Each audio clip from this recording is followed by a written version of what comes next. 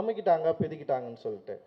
எவ்வளவு மோசமான ஒரு வார்த்தை! இந்த இந்திய சமூகத்தில் இத்தனை நூற்றாண்டுகள் கழித்தும் என்னுடைய சகோதரன் இன்னைக்கு வந்து தீபாவளி கொண்டாடி இருக்கிற ஒரு சமயத்தில் வந்து ஒரு ஊர்ல வந்து அவ்வளோ பேர் அடிச்சு உடச்சிருக்காங்க. உங்க கண்ணை திறந்து பார்க்க மாட்டீங்களா நான் கேட்குறேன். எல்லாரும் தீபாவளிக்கு ஊருக்கு தானே போனீங்க. உங்க ஊர்ல பக்கத்துல வந்து நீங்க பிரிஞ்சிருக்க கேஸ்டால பிரிஞ்சிருக்கிற 2 பிரிவை நீங்க பார்க்கவே இல்லையா? இது எப்போ நம்ம சரி பண்ண போறோம் அப்படின்னு ஒரு கேள்வி கேட்டேன்னு வச்சுங்களேன், உங்ககிட்ட என்ன பதில் இருக்கு? வேற ஒண்ணுமே இல்லை.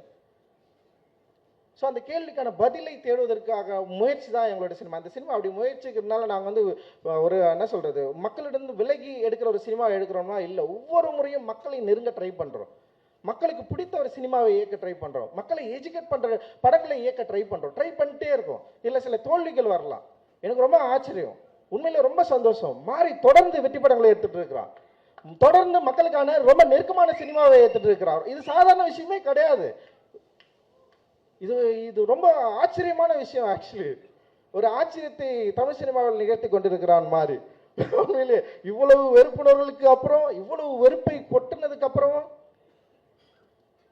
என்ன ஆச்சுன்னா வந்து திடீர்னு வந்து இப்பெல்லாம் வந்து படம் வரதுக்கு முன்னாடியே ஒரு நெரேட்டிவ் செட் பண்றாங்க. இந்த படங்கள்லாம் நம்ம பார்க்கக்கூடாது, இந்த படங்களை போகாதீங்க, இந்த படங்களில் ஜாதி பேசுவாங்க. இப்போ உண்மையிலே வந்து சார் இருக்கார்ல, ஒரு 5 ஸ்டார் செந்தில் சார் எல்லாரும் ஜாதி படங்கன்னு சொல்கிறாங்க சார், எல்லாரும் ஜாதின்னு சொல்கிறாங்க. ஆனால் இந்த படம் ஸ்போர்ட்ஸ் படம் தானே சார். அவருக்கு தெரிஞ்சிருக்கு இந்த படம் ஸ்போர்ட்ஸை ரொம்ப முதன்மையாக வச்சு பேசியிருக்கு.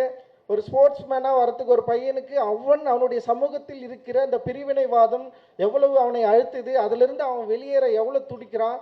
ஆனால் மாறி வந்து ரொம்ப கவனமாக ஒரு சந்தானராஜை உருவாக்குறான். அவர் பேர் சந்தானராஜை உருவாக்கியிருக்கிறான். அண்ட் கந்தசாமி கேரக்டரை ரொம்ப பயங்கரமாக வேலிடாக வந்து ரொம்ப கவனமாக கையாண்டிருக்கிறான்.